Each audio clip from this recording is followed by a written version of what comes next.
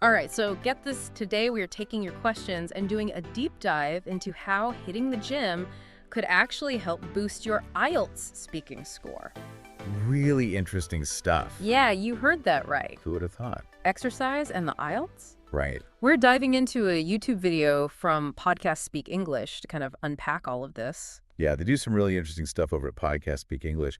And this video zeroes in on IELTS speaking part 2, Okay. where you have to, talk for like 2 minutes straight on a given topic. 2 minutes? That's a long time. It is, That's correct. especially if you're nervous. Yeah. So, and the example that they use in this video is about describing an exercise you do often. Okay, I like this. So they're giving us something that we can all relate to. Right. And honestly, it gets really interesting from there. Okay, so like you're prepping for IELTS and you're feeling the pressure, right? Yeah. And then this question pops up about exercise. Right. Seems simple enough. Yeah. But there's a layer here that totally surprised me. Okay, I'm intrigued. The video focuses on a student with the username Boogeyman, Oh, boogeyman. and that's the first clue. What do you mean? Well, think about it. Boogeyman in English Yeah. can be that creepy monster under the bed, Right.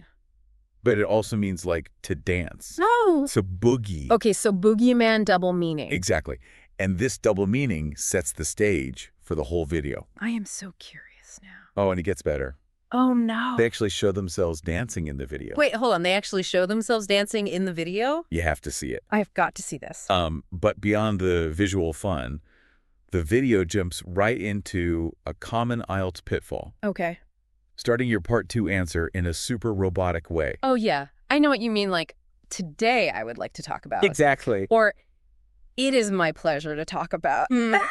It's like listening to a textbook come to life. Right. And honestly, it's kind of painful. Yeah, nobody talks like that. Nobody talks like that. But the real question is, why does this matter for your score? Because sounding natural is a huge part of the IELTS speaking test. Mm-hmm.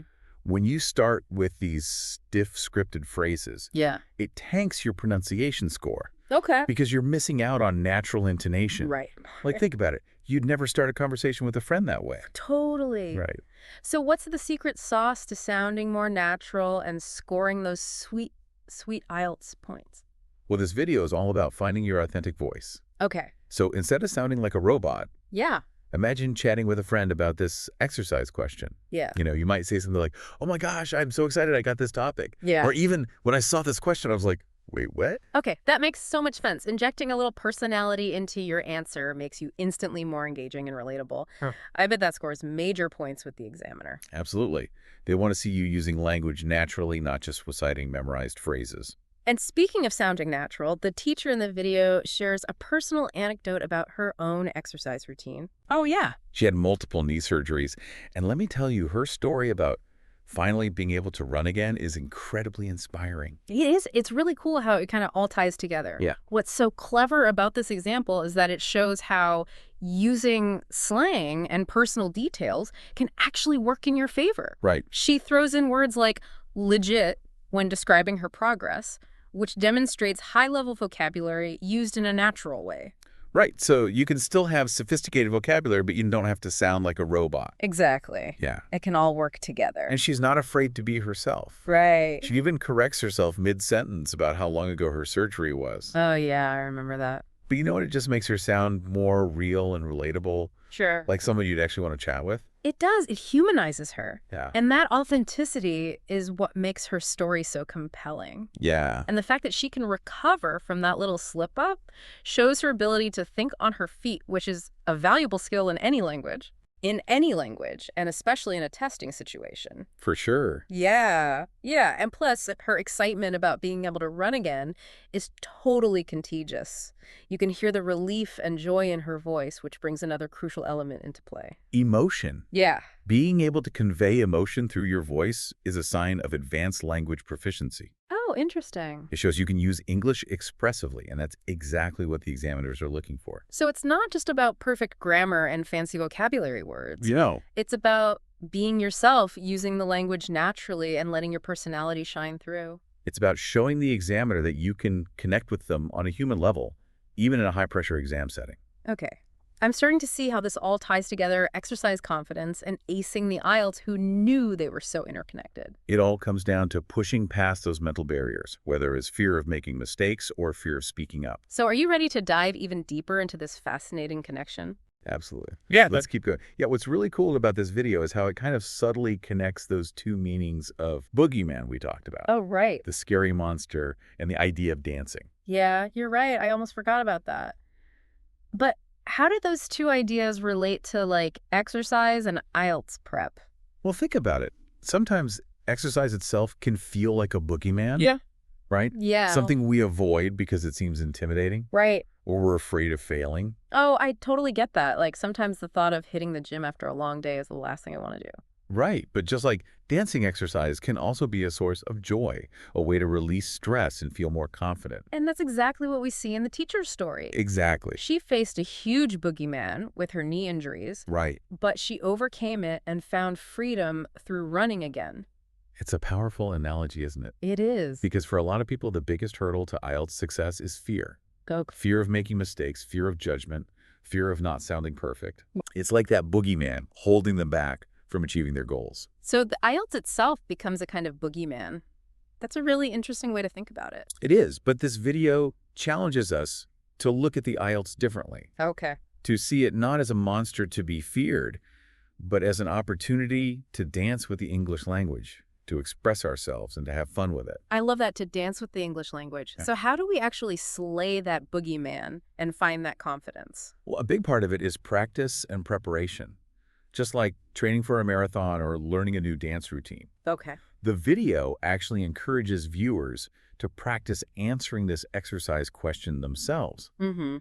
trying out different ways to start their response and find what feels most natural. That makes sense. The more you practice sounding natural and confident in your responses, the less intimidating the actual exam will feel. It's like warming up your speaking muscles before the big game. Exactly. And remember, the examiners aren't looking for robots who can perfectly recite grammar rules. They want to see real people who can communicate effectively and authentically. They want to see your personality shine through, hear your unique story, and feel your passion for the language. So instead of getting bogged down in fear and perfectionism, embrace the challenge, find your rhythm, and let yourself boogie with the English language. This whole boogie metaphor is really sticking with me, but I have to ask, what about people who might be thinking, okay, that's great for the teacher in the video, but I don't have an inspiring story about overcoming a physical challenge. What about me? That's a great question, and it brings up a really important point. You don't need an extraordinary story to be successful in the IELTS. Okay.